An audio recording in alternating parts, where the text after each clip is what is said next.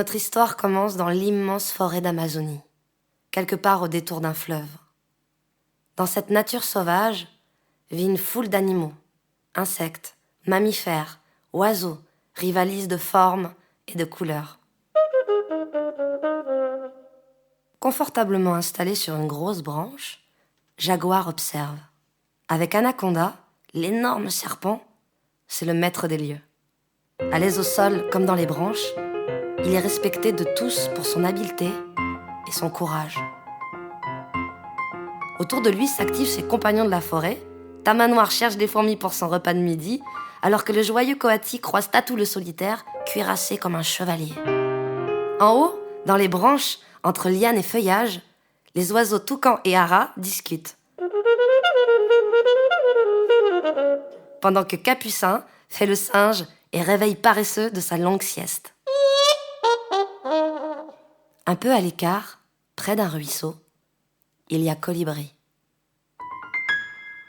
Toute la journée, suspendu dans de longs vols immobiles, il est occupé à prendre avec son long bec le nectar que lui offrent les plus belles fleurs de la forêt.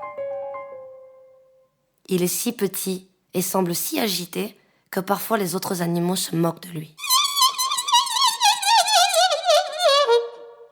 Dans la forêt, tout a l'air paisible. Mais dans le ciel, de gros nuages noirs arrivent de l'horizon. Poussés par le vent, ils couvrent bientôt toute la forêt.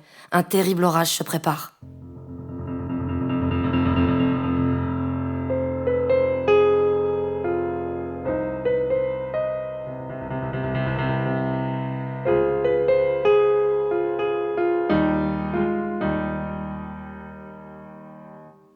Soudain, un éclair plus gros que tous les autres s'abat sur un arbre mort.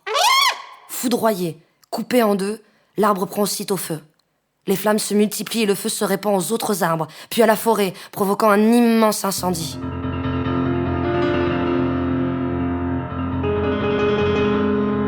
Tous les animaux terrifiés quittent la forêt et se réfugient dans une clairière au bord de l'eau.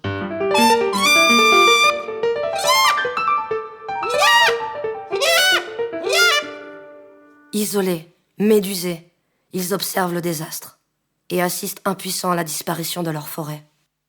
Tous, sauf le colibri.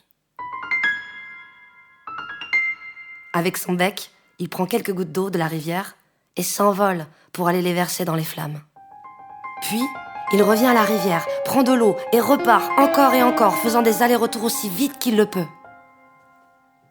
Au bout d'un moment, Jaguar, agacé de le voir ainsi s'agiter en vain, lui dit « Colibri, tu n'es pas fou? Tu crois que c'est avec ces quelques gouttes d'eau que tu vas éteindre le feu ?» Colibri suspend son vol un instant, les regarde tous et répond « Je sais bien que je n'y arriverai pas tout seul, mais je fais ma part. » Sans plus attendre, il repart vers les flammes. Les animaux se regardent étonnés. C'est Toucan qui le premier dit « J'y vais moi aussi, j'ai un grand bec et je sais voler. » Puis Hara s'écrie « Attends, je viens avec toi !»